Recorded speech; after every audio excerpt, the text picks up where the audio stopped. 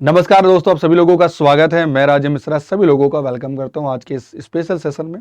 जैसा कि पता है, हम लोग यूनिट वाइज समरी लेके आप लोगों के लिए आए हैं और आज आपके लिए मैं लेके आया हूं रिटेल बैंकिंग का यूनिट नंबर 4। एक्चुअली ये जो यूनिट है ना, काफ़ी कैलकुलेटिव यूनिट है, तो इसको हम लोग दो फॉर्म में लेके चलेंगे। ठीक है। जो पहला पार्ट हमारा आज हम लोग लेके चलेंगे, this is called theory part, और फिर सेकेंड में हम लोग करेंगे which is called calculation. Basically इस सेगमेंट का पर्पस क्या है कि हम लोग एक बार गो थ्रू करें, आपको जो भी पूरे मॉडल में जो मेन सार होता है वो हम लोग आप लोग को बताते हैं। ठीक है, चलिए।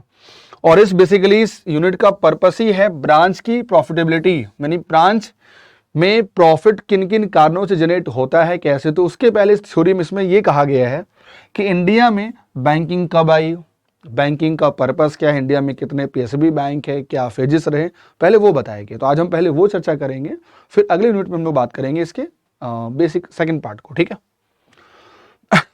अगर मैं बात करता हूं सबसे पहले बैंकिंग को लेकर सिस्टम हमारे देश में, तो banking system in India is govern under the banking regulation act 49 by Reserve Bank of India, which provide the regulatory framework for the supervision of banks in the country.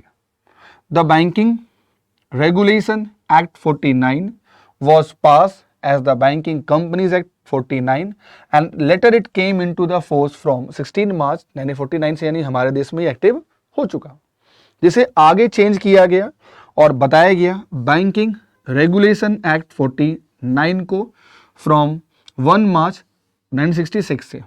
ठीक है। कहते हैं हमारे देश में जो बैंकिंग का डेवलपमेंट हुआ वो 3 फेज में हुआ है ना। So the development of the banking sector can be divided into 3 phase. अगर हम पहले फेज की बात करें तो जो हमारा पहला फेज होता है वो फेज होता है हमारा अर्ली फेज, जो कि बेसिकली स्टार्ट होता है द फर्स्ट बैंक। अगर आपको याद होगा, यही वो बैंक था जिसको हमारे इंडिया में कहते हैं देश का पहला बैंक, बैंक ऑफ हिंदुस्तान, जो कि अलेक्जेंडर कंपनी के द्वारा बनाया गया था, जो पूर्णतः असफल हो गया। याद रखिएगा हमेशा 2 पॉइंट, जब भी कभी पूछे देश का पहला bank the which is first Indian bank, तो हमारा नाम होगा बैंक ऑफ हिंदुस्तान 1770। बट अगर पूछे देश का पहला भारतीय बैंक जिसको भारतीयों ने मिलकर स्टार्ट किया, तो आंसर इज पीएनबी। ठीक है। जो दूसरा फेज हमारे हैं, जब बैंकों का हुआ हमारे देश में राष्ट्रीयकरण, जो 69 में हुआ और 80 में हुआ, देखेंगे आगे। और जो तीसरा फेज हमारे यहाँ माना जाता है बैंकिंग का ग्रोथ का, वो जब हमारी इकोनॉमी लिबरलाइज्ड हुई थी, और अभी भी वही तीसरा फेज हमारे देश में चल रहा है। यानी so far as for concern the banking, हमारे इंडिया में बैंकिंग 3 फेज में अभी तक रन कर चुकी है। ठीक है। चलिए, अगर हम बात करते हैं देश का सबसे पहला बैंक, जो कि देश का, जिसे हम कहते हैं देश का ओल्डेस्ट कॉमर्शियल बैंक, तो उसका नाम है इलाहाबाद बैंक, जो कि 65 में बना।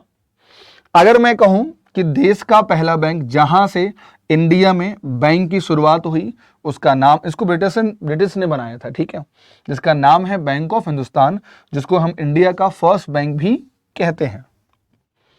तीसरा, who was the first limited liability bank, तो उसका नाम हम लोग कहते हैं अवध कॉमर्शियल बैंक बोलते हैं, या बोलते हैं अवध कॉमर्शियल बैंक, जो कि इंडिया में फेल हो गया आगे चलकर। ये यूपी के फैजाबाद में बनाया गया था।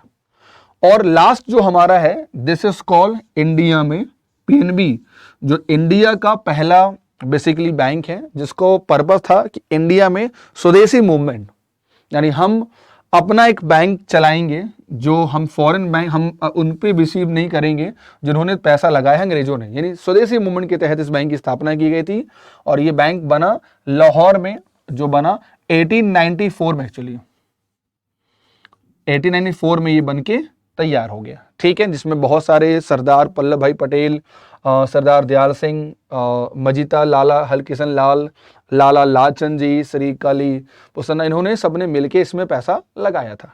चलिए, अगर हम थोड़ा सा बैंक की हिस्ट्री में जाते हैं अपने देश में, तो हमारे देश में 3 प्रकार के बैंक थे, bank of Bengal, bank of Bombay, bank of Madras.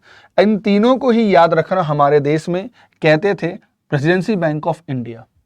और इन्हीं तीनों बैंकों को आगे चलकर 1921 में इनका नाम कर दिया गया इंपीरियल बैंक ऑफ इंडिया। और इसी इंपीरियल बैंक ऑफ इंडिया को आगे चलकर 1921 में इसका नाम इंपीरियल बैंक ऑफ इंडिया बना, आगे चलकर 55 में इसका नाम बन गया स्टेट बैंक ऑफ इंडिया। यानी अगर इस भाई की परिभाषा पूछे कहां से ओरिजिन हुआ, तो ओरिजिन यहां से हुआ। इसीलिए आपको पता होगा कभी कभी कुछ बुक्स में से कहते हैं कि इस भाई को बने हुए हो गए 200 साल, तो लोग कहते हैं सर बना तो 55 में था, बिकॉज इसका ओरिजिन कहां से हुआ, यहां से हुआ था। So this is the reason. Okay, चलिए आगे देखिए इस यूनिट में क्या कहा गया है। इंडिया में 55 में ये तो बन गया एसबीआई। अब जो इंपीरियल बैंक ऑफ इंडिया के थे पहले एसोसिएट, उनको बना देगा एसबीआई के एसोसिएट। और पता होगा आपको आगे चलकर 2008, 10, 17 एंड सो मोनी मोर, इन सभी बैंकों को मर्ज कर दिया गया स्टेट बैंक ऑफ इंडिया में। Now this is very important part. हमारे देश में भी 6 वो बैंक हैं जिनमें कोई भी मर्जर नहीं हुआ, ठीक है।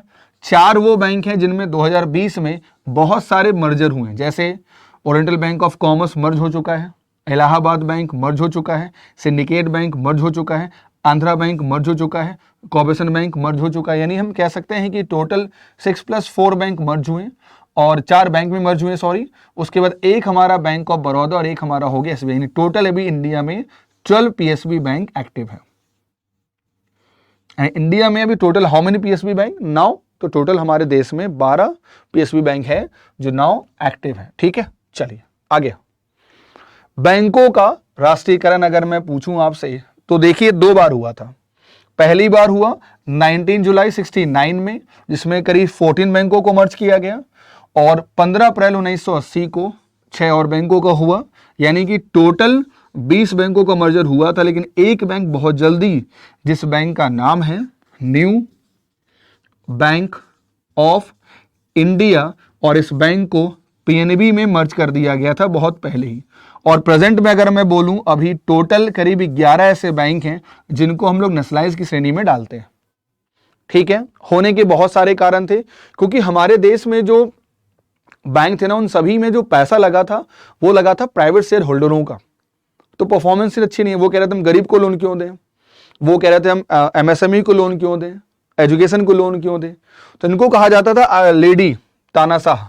इन्होंने कहा एक काम करते हैं, आपको हम अपने नेट में टेक ओवर करते हैं। यानी उन सभी बैंकों का जिनका डिपॉजिट इतना होगा, अब वह सरकार के अंदर में रह के काम करेंगे। अब तो सरकार के अंदर में है, तो फिर चाहे गरीब हो चाहे अमीर हो, आपको सबको लोन देना है ना। So this is the reason.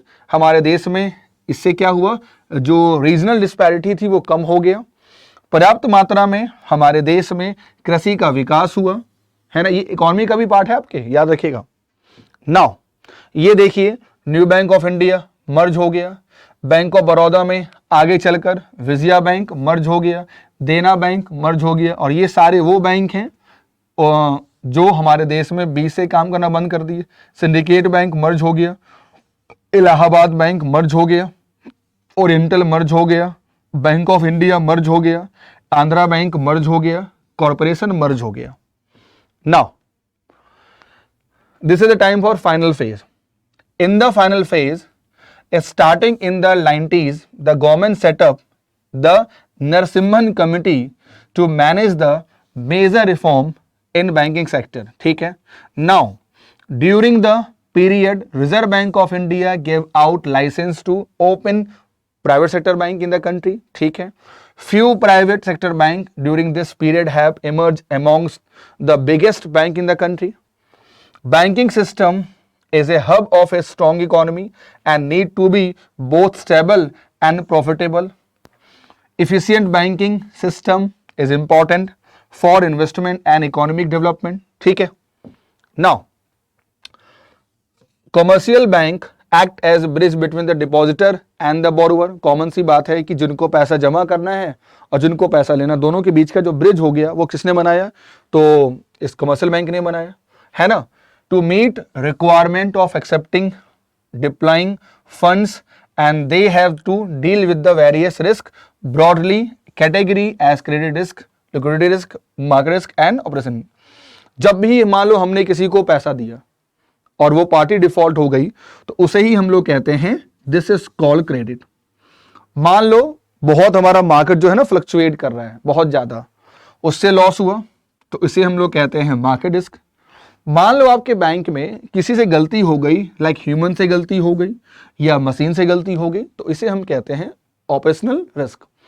और जब आपके पास अपनी शॉर्ट टर्म नीड को पूरा करने के लिए बस फंड्स नहीं है, तो this is known as the liquidity risk कहा जाता है। ठीक है, चलिए। Bank crisis lead to serious breakdown, और पता होगा इस यूनिट में यह भी कहा गया है कि 2008 के बाद का जो समय रहा ना बैंकिंग का, वो काफी चेंज हुआ। उससे पहले बैंकों को लगता है कि नहीं हमारे यहाँ नीड नहीं है, पैसा नहीं, तब भी कुछ ना वो सीरियस नहीं लेते, ग्रांटेड लेते थे बेसिकली इसको, which is called car. But अब इसको बहुत लेते हैं सीरियस, ये भी कहा गया इस यूनिट में। चलिए, हमारे देश में अगर बैंकिंग की परिभाषा कहें तो अभी प्रेजेंट में इतने प्राइवेट बैंक हैं, उतने पीएसबी बैंक हैं, 45 फॉरेन बैंक अभी एक्टिव हैं, 53 हमारे देश में शेड्यूल अर्बन कोऑपरेटिव बैंक्स हैं। ठीक है, कोऑपरेटिव बैंक्स क्या होते हैं? एक cooperative bank is a small size financial entity होती है, where its member are the owner and the customer of the bank. They are regulated by the Reserve Bank of India and registered under the State Cooperative Society Act। ठीक है, 1470 हमारे देश में अभी non schedule urban cooperative banks हैं, and 43 अभी हमारे देश में आरआरबी हैं, और करीब 96,000 हमारे देश में अभी प्रेजेंट में रूरल कोऑपरेटिव बैंक्स इंडिया में काम कर रहे हैं। ठीक है, चलिए जरा इस देखिए, इससे पहला क्वेश्चन क्या है? इंडिया में जो प्रेजेंट में बैंक में आपको ब्याज मिलता है उसका पर्पस क्या होता है, बताइए। तो याद रखना है 2010 के बाद हमारे देश में अगर मैं कहूं आपको, तो जो भी आपका डेली आपका बैंक में बैलेंस है, उसी बैलेंस पर आपको ब्याज दिया जाता है डेली बेसिस पर। ठीक है, चलिए। फॉर मोर कंटेंट या कोई भी ऐसा डाउट है, आप यहां जुड़िए, we all are here to help you guys. ये दोनों ही टेलीग्राम चैनल और बोर्ड के डेडिकेटेड चैनल हैं। और अगर आपको हमारे साथ जुड़ना है, हमारे साथ पेड कोर्स में, तो आप बिल्कुल यूज कोड राजीव कर सकते हैं, जहां पर आपको डिस्काउंट मिलेगा 55% का। एक्चुअली कॉन्सेप्ट क्लियर है, तो याद रखना, आप सारे एमसीक्यूज को बहुत इजीली सॉल्व कर पाएंगे। ठीक है, नाउ अगर ये इनिशिएटिव आपको अच्छा लगा तो जरूर हमें बताइए कमेंट करके इस वीडियो के नीचे कि आपको ये सेशन कैसा लगा, ये जो हम लोगों ने इनिशिएटिव लिया है ये आपको बहुत कैसा लग रहा है, अपने फीडबैक मुझे दीजिए। ठीक है, और साथ में अगर कोई भी ऐसा टॉपिक जो आपको लगता है कि वीक है, आप मुझे बताइए, मैं उस पर सेशन लेके आपके लिए आऊंगा। ठीक है, ये पार्ट 1 है। Thank you for watching. जुड़िए मेरे साथ डेली शाम 7 बजे इसी चैनल पर। ठीक है, थैंक यू।